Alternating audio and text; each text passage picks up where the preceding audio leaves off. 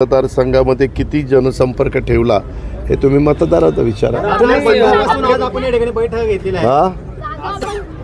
एकाने विचारा आज सकाळपासून आपण बैठक घेतली या ठिकाणी राजरत्न हॉटेलला, तर सगळ्यांच्या एकमत झाले का कार्यकर्त्यांमध्ये? हो का, प्रत्येकाला आपली आपली भूमिका मांडण्याचा विचार मांडण्याचा अधिकार आहे। सगळ्यांचं ऐकून घेतल्यानंतर शेवटी आमचे सगळे कार्यकर्ते आणि सहकारी अंतिम निर्णय मी जो देतो तो मान्य करतात।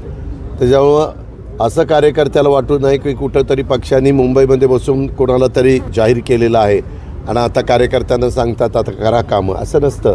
लोकशाहीमध्ये कार्यकर्ताही महत्त्वाचा असतो। माझं तर म्हणणं आहे प्रत्येक पक्षात कार्यकर्ता हा कडा असतो, त्याच्यावर त्याच्याच जीवावर पक्ष चालतो। पहिल्यांदा त्यांना विश्वासात घेणं हे फार महत्त्वाचं असतं। त्यांच्याशी चर्चा करून त्याच्यातल्या अनेकांनी आपली मतं मांडली, काहींनी निवेदन दिली वगैरे वगैरे, त्या सगळ्या गोष्टी जाणून घेतल्यात। दादा, आपले सख्खे बंधू बारामती लोकसभेत त्या संदर्भामध्ये आमची शेवटची बैठक झाल्यानंतर कुणाला किती जागा आहेत ते त्या बाबतीमध्ये आपल्याला स्पष्ट होईल। बारामती लोकसभेत प्रचारासाठी उतरलेले आहेत। हां, सख्खे बंधू आपले प्रचारासाठी उतरले। प्रत्येकाला तुला पण उतरायचा अधिकार येतो का बारामती? अमोल कोल्हेने असं म्हटलं की बंद खोड्याल खाजगीत झालेली चर्चा सार्वजनिक ठिकाणी व्यक्त करणं चुकीचं आहे, असं तुम्ही त्यांनी काही दिवसापूर्वी असं विधान केलं होतं। दोघात खाजगीत झालेली राजीनाम्याची चर्चा सार्वजनिक ठिकाणी व्यक्त करणं चुकीचं। अरे हे काय एखादा माणूस 6 विधानसभा मतदारसंघामध्ये काही लाखांनी निवडून येतो आणि तो 2-2.5 वर्षात मला सांगतो मला राजीनामाच द्यायचा, मला नाही राहायचं, मला हे क्षेत्र नको आहे, हे सांगितल्यानंतर मी जनतेला सांगायला नको? हा जनतेचा अपमान नाही आहे की बाबा तुम्हाला 5 वर्षाच्या करता जनतेने निवडून दिलं, आम्ही सगळे विनवण्या करत होतो, साहेब विनवण्या करत होते, मी करत होतो, सगळे आम्ही त्यांना सांगत होतो की काय दुखणं काय, का राजीनामा का द्यायचा आहे? 5 वर्षाकरता दिलेलं असताना निवडून आपण का मधनंच माघार घ्यायची?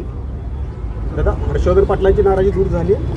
मला अशी माहिती मिळाली आज त्यांची आणि देवेंद्र फडणवीसांची मिटिंग झाली आणि नाराजी तुम्हीच उठवता, ह्याची नाराजी त्याची नाराजी। मी तुम्हाला सांगतो, महायुतीमध्ये भारतीय जनता पक्ष हा शिस्तीनं चालणारा पक्ष आहे, हे तर खरं आहे।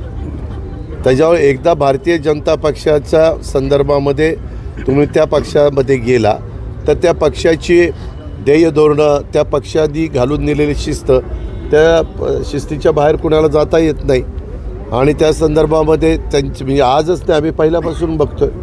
त्याच्यामुळं पूर्वी काँग्रेसमधली परिस्थिती वेगळी आहे, इतर पक्षातली परिस्थिती वेगळी आहे, त्या पक्षाची कामाची पद्धत वेगळी आहे। खरं तर आपल्या पक्षात इच्छुक उमेदवार आहेत, आपण मगाशी नावही सांगितली, असं असताना शिंदे गटातून उमेदवार अदलाबदल का करावा लागतो?